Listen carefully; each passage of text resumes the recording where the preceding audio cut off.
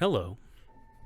If you haven't watched part 1 of this, hopefully 3-part series, I highly recommend you go back and watch it, as each of these parts will build off of previous parts, as well as just so you can learn more about fun and interesting stuff if you haven't already.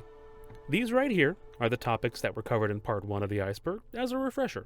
And without delaying the video any longer, here's part 2 of the Unexplainable/Incomprehensible Iceberg. Beneath the surface. Naga Fireballs. Naga Fireballs are dazzling red glowing orbs that rise from the water at the Mekong River in late October or early November before they disappear. Locals have come to call the occurrence the Naga Dancing Fireballs, believing them to be supernatural and naming them after a giant sea creature that lives in the river called the Naga.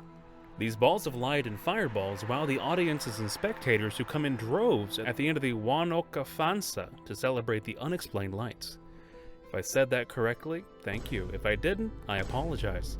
So far there is, as you could probably guess, no definitive explanation as to why these fireballs exist. And no one is sure when they started. While scientists still debate on what could cause these balls of light to rise and put on such a show at this specific river. Many different speculations and explanations, not of the giant sea serpent variety, have been given that still don't seem to fit into the equation.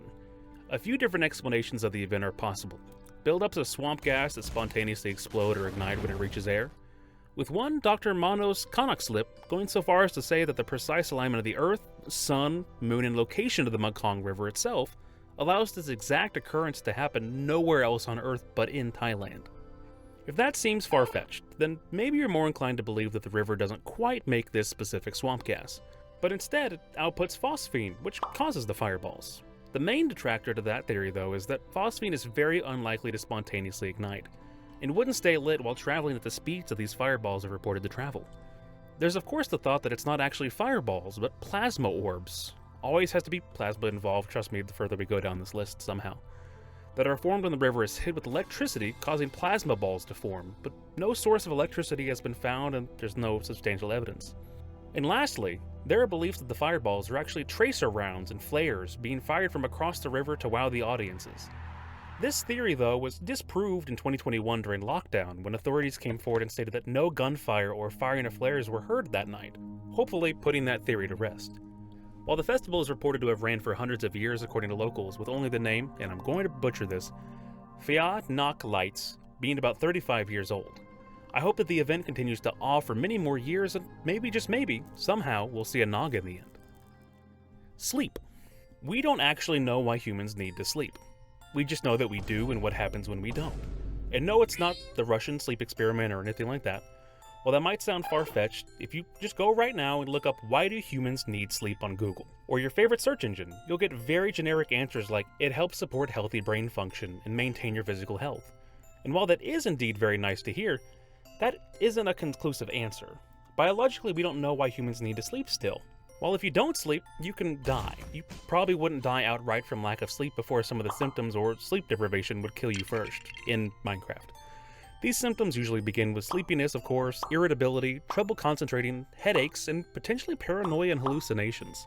It takes rats 28 days to die of sleep deprivation. Don't ask me, I didn't do anything to those poor rats. And a man named Michael Cork died from lack of sleep after contracting fatal familial insomnia, an extremely rare prion disease that makes it impossible for a human to sleep. But why do we need sleep at all? There are animals on this planet that don't need sleep or sleep in very different ways, from bullfrogs that only need very minimal microsleeps, to animals that can turn off half their brain to sleep like the great frigate bird. But why do humans need sleep? There are about 4 major theories that scientists have come up with, and it may be an interconnection of multiple of them that leads us to finally understanding why we need to honk shoe. There's the energy conservation theory, that posits that sleep is to reduce the amount of energy needed during parts of the day, and nights when it's not needed for ideal hunting. There's the inactivity theory, which is the thought that if you don't go out at night where predators or injury could occur more commonly, you are more likely to survive, making it more beneficial for living creatures to sleep at night and pass that along to their ancestors. There is as well the restorative theory, which is essentially that the human body needs time for the body to repair and replace cells, and that their components that are needed for life run out during the day and must be replenished at night. And finally, there's the brain plasticity theory that states that sleep is necessary for the brain to reorganize, grow, and upkeep at night, While all of these theories are very prominent, they aren't all-encompassing, and they're there more to state that we really just don't know why we need to sleep yet at a deep level. Just that we do.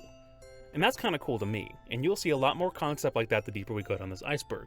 And, speaking of, the placebo effect. The placebo effect is, according to the Australian government, no, I don't live there, I just think they're cool, when a person's physical or mental health appears to improve after taking a placebo or dummy treatment. And before I even begin to get into this topic, I want to let you know that I want to do a deeper dive on this topic alone, as resources and stories I've read about the placebo effect are wild. So be sure to subscribe to see when that comes out. But in the meantime, let me give you a quick rundown. We aren't really sure whether the placebo effect is even real, to be honest, with many doctors and unknowingly patients swearing by it. There was a review of clinical trials in the early to mid-1900s that looked over how helpful or harmful placebos actually were.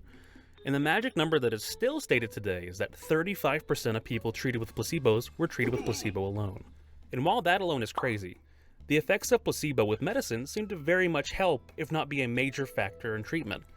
But those statements have come under much scrutiny over the years, as in the 1990s, I'm gonna butcher this name just as a heads up, Danish medical researchers Asbjørben, Hjarbjartsen, and Peter Godtschek, I will not be repeating their full names and will be calling them Peter and Asborn from now on, did a widespread look at the account of placebo, and what they did or didn't do.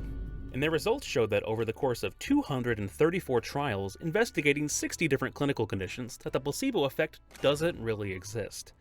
This, though, is where just the beginning of the juiciness begins.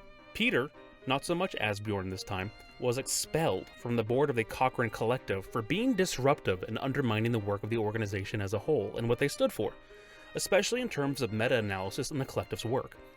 The results of many studies have been shown that the effect could be explained with patients possibly wanting to show that things have improved to the people in coats and that could influence it, as well as many other things like chemistry, like, I'm not going to get into this, but just so you know, placebo has been proven almost in certain areas to be as strong as morphine. That's all I want to say. I swear I'll be back to this topic, and I'll discuss how in some studies placebo has been shown to be as strong as morphine. I just said that. When saline was administered as a replacement and simultaneously stopped when a morphine-stopping drug was induced. It is so cool, but for now I need to stop or I will literally be here all night. Fairy circles. Not to be confused with the entirely different phenomena of fairy rings, which are rings of mushrooms that fairies live in, sadly not real. Fairy circles are areas in Africa and Australia where a circle of land is entirely barren of vegetation and is usually surrounded by a ring of heavier grass growth along its edges. These grassless areas and the area around them have been recorded for close to 100 years, and we are just now starting to get closer to find out how or why they even exist. They, until just recently, were only recorded to have been in the Namib Desert, in some of the least hospitable areas in Africa, and continue to defy all expectations, living usually between 30 and 60 years until they get too big and then die off when they're invaded by grass. The oddest thing, though, at least to me, is not that they just exist, but that they're spaced out relatively well, and there's not just a few hundred and that's it, but there's apparently number into the near millions. And the other odd part, if not possibly the scary part, is there might be more and more of these things going forward. Like I said before, they were seen and talked about since the 1920s in Africa, but they've also recently been found in Australia as well. This isn't shocking as both areas seem to be desolate deserts that get little to no rainfall, but scientists only seem to find these odd circles in areas that get between 70 and 120 milliliters of water annually, and even if you go up to 120 milliliters of water, these circles don't appear. Now, researchers are much closer to finding out how these fairy circles live and operate than lots of other things on this list, but of the two theories, they can't get to 100% definitive proof, but boy is it close. I won't tell you which one is the theory that's more believed, and I'll leave that up to you to make your own informed decision. The first is that termite casts have been found in all of the fairy circles and they feed on the vegetation, which thins out the vegetation but allows the water to seep into the empty area of no vegetation, causing a buildup underground. And the ring of grass is the living grass enjoying the bountiful water. The other theory is that the grasses compete for natural resources of water and work together to weed out, other competitors for water in the middle of the fairy circle, allowing grasses along the edge to flourish and use the empty space as a small reservoir. But while we're getting closer to finding out the truth about these cool circles in the desert, I have had enough of random circles appearing without knowledge of how or why they exist. And don't even get me started on fairy rings. Fairy rings. Fairy rings are circles of mushrooms that grow... I'm just kidding. This is a fairy ring. This is a fairy ring in RuneScape. It's also not on the Iceberg.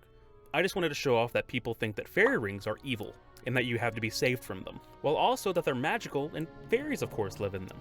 But speaking of circles of mysterious origin, Patomskiy Crater. Man, I'm good at segues.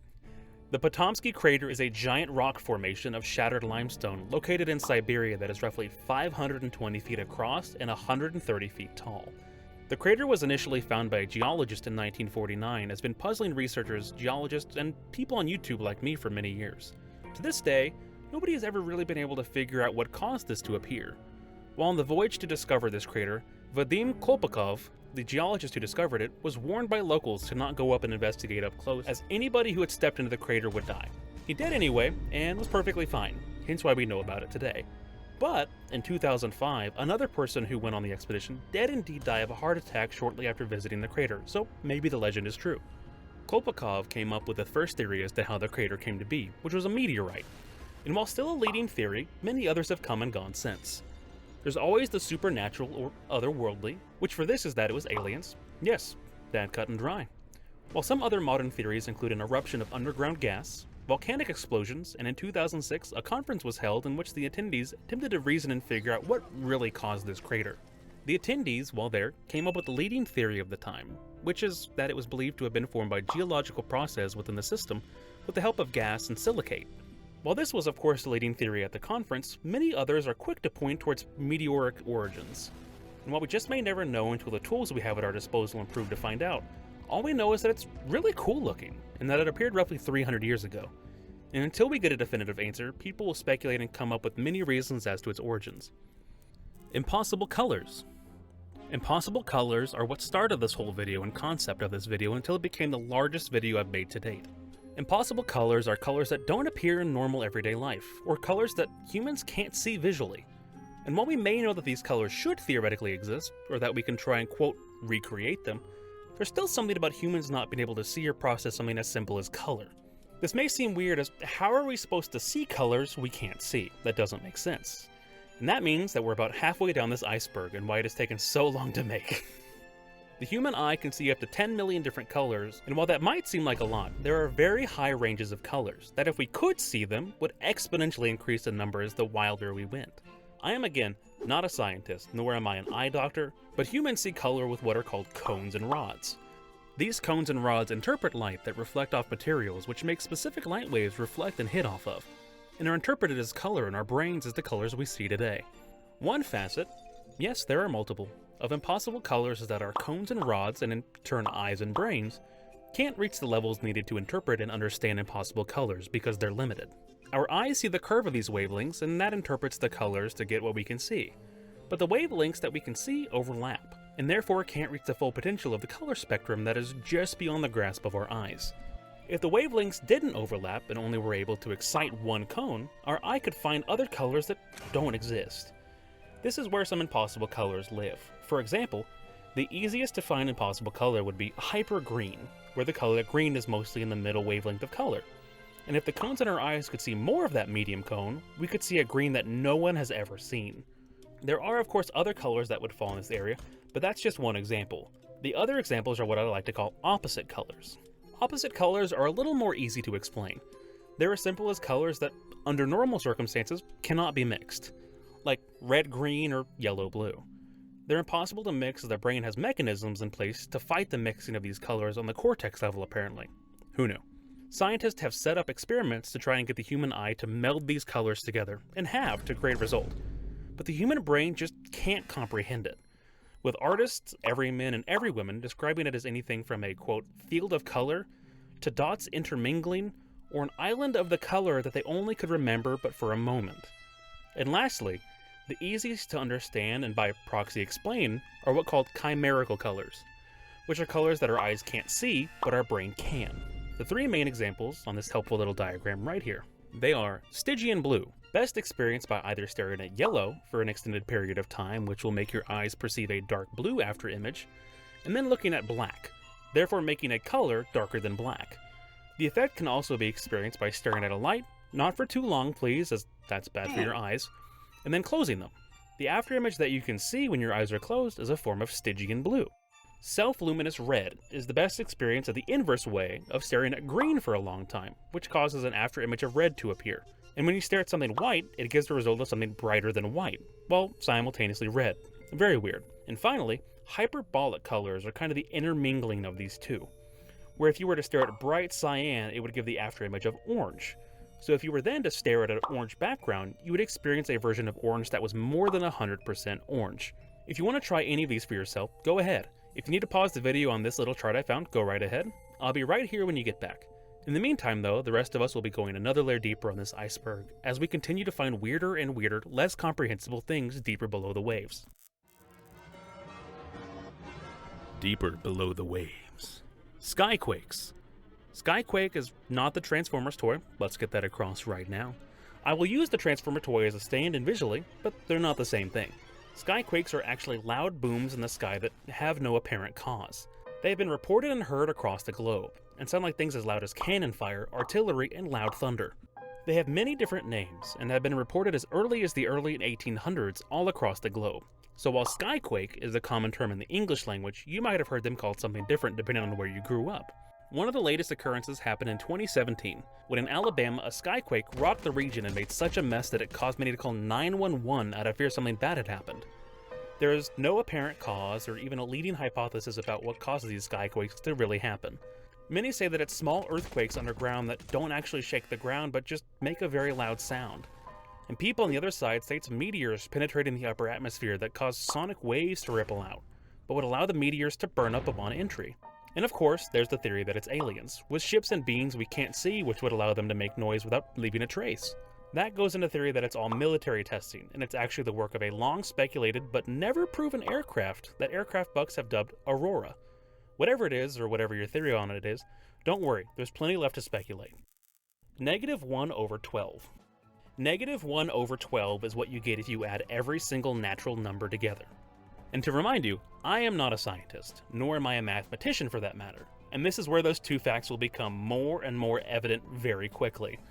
According to this guy right here, I'm going to butcher this name, Srinivasa Ramanujan, whose name I will not be butchering any further because he deserves recognition for the leaps and bounds he helped make in mathematics, all while being independently taught. But according to this guy, if you were to add 1 plus 2 plus 3 forever and ever and ever, you would end up with the answer of -1/12. Now this alone sounds crazy, and like it shouldn't make sense, and it doesn't. Let me just say that before you do. Adding positive numbers should never be able to equate to a negative. And on top of that, should never be able to equal a fraction, should it? And again, the answer is an awkward, we don't know. Some scientists and mathematicians are almost certain that if you were to add up every single natural number, you would get -1/12. And others are just certain that it would just be a simple infinity. But then you get into other problems with infinity, and trust me, we'll get there. But if you look at these math equations, or better yet if you watch this video by number file, they can explain it. At least -1/12 times better than I can. But of course this outcome doesn't come without detractors, as there is no known way of adding every single integer together without there just being more. So how do you prove it one way or the other? You can't, and that's why this one is on the iceberg. And the next are also roughly about math and the same overall thing, that humans just have an incredibly hard time understanding and comprehending math at those volumes. You see, numbers are weird, and they will get even weirder the higher or lower you get. For example, imaginary numbers. Probably forgot about these after high school, but imaginary numbers are real numbers that equate to a negative square. That doesn't make sense to me. Like I said, I'm not a mathematician, but they're very important. Imaginary numbers are technically understandable, but impossible to comprehend at the same time. This little fancy I right here is what you'll see when we're talking about these. And let me reiterate, again, not a mathematician.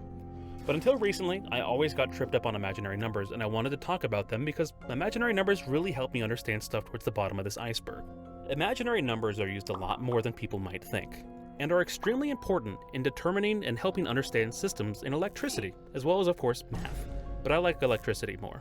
They help quantify and fill out areas where we know there's something, but we can't determine or figure out exactly what those things are. So we need a placeholder. The easiest way I've heard it described is kind of like the number 0. We'll get to 0 later, but there was a time before we even had the number 0, if you want to think about it. That makes sense. Something to describe nothing, or a placeholder. Before then, we would just put in spaces. It's an idea that really doesn't have many cases until you need a case for it. So we use I and put it in places where we know we need to determine calculations or have to be ready for a variable where the answer is essentially unknown. And that, even though a very odd way of putting it, is what I think a lot of ideas boil down to, knowing a lot of parts of the formula while not knowing specific individual aspects and having to work around them. The first stage of memory loss. This, along with imaginary colors, were among the two main topics I knew about going into this video that we as humans just can't comprehend or solve. As someone who has had a family member personally affected by memory loss, like many others, it's a very hard journey for the people around them to go through. And the truth is that as of now we don't actually know the distinction of the first stage of Alzheimer's. That's a very tricky topic and subject to nail down, as the concept itself, timing, stage, and more are almost entirely impossible to nail down. We know that there are 7 stages to the global deterioration scale. From stage 1 of no cognitive decline or no memory loss, where most people are, to stage 7 of very severe cognitive decline and late stage dementia. And each stage is usually marked and noted with specific characterizations and symptoms that help the affected person along the way, as well as their caregivers give them the best life going forward. It's extremely hard to calculate and figure out if forgetting keys or forgetting people's names is a sign of everyday forgetfulness or something serious after all. And that's why this topic is so hard. While technically the second stage of deterioration, this stage is unknown about the expected length, when symptoms usually start or if they can be slowed at this stage. At this early stage, it's also very easily confused and mixed with normal age-related cognitive decline. And as of now, there are virtually no clinical tests that may remain undetectable for quite a while going forward. In the meantime though, there are plenty of ways to help slow down cognitive decline, like a healthy diet, good sleep habits, reducing stress, and challenging your brain. And one of the ways you can challenge your brain is today's No, I don't have a sponsor. That's a joke. This is an actual call to be sure and try and reduce stress in your life, as well as stay hydrated. Eat a healthy diet and have a good day, alright? That last one was from me, not a sponsor. But still, I mean it. So, you've made it to the end of part 2. I want to thank you very much for reaching the end of this part. Tried to get this one out a little faster than the last one, but I know it also took, as of right now, almost a month. So, thank you very much for staying this long and watching to the very end. I need to give a shout out to all of my patrons who helped make this video. If you want to become a patron, you can go to putinyoursocialsecurity.com, which will redirect you back to the Patreon, where I only have one tier set up currently, and it is a $2 tier. And you are about to see what you get from doing that. You get your name listed here on the side of the screen. A special thank you to Anyo Rosen for donating $5 per month, a tier that I don't even have set up yet. I guess you're gonna get your own tier now of $5 a month where you get your name in a fancy thing. I also want to give a shout out to all my other patrons, and that includes Cool Guy Storm, Laughter Lover, Lily Bell, Courtney with a cool /EG, Junipie, Olivzilla, exclamation point. Is that Junipie twice? Junipie again, thank you again. Raymond, A's Valu, Zedible, and William. Thank you all again so much for being my patrons and for supporting me in this.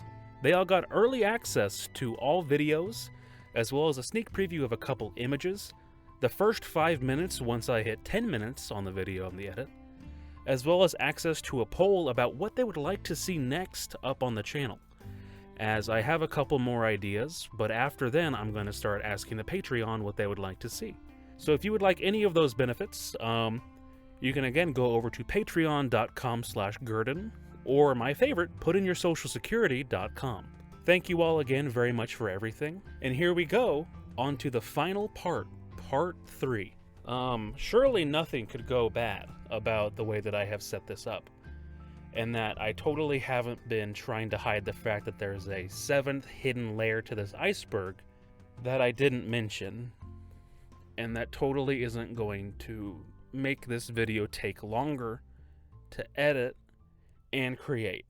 No way, no possible way that that would ever happen. Oh my goodness. Thank you all for watching. And instead of what I've been saying, I'm going to tell it to you like this. Let's blow this popsicle stand. Good night. I hope you're having a great day, and let's move on to the next level of this iceberg, why don't we?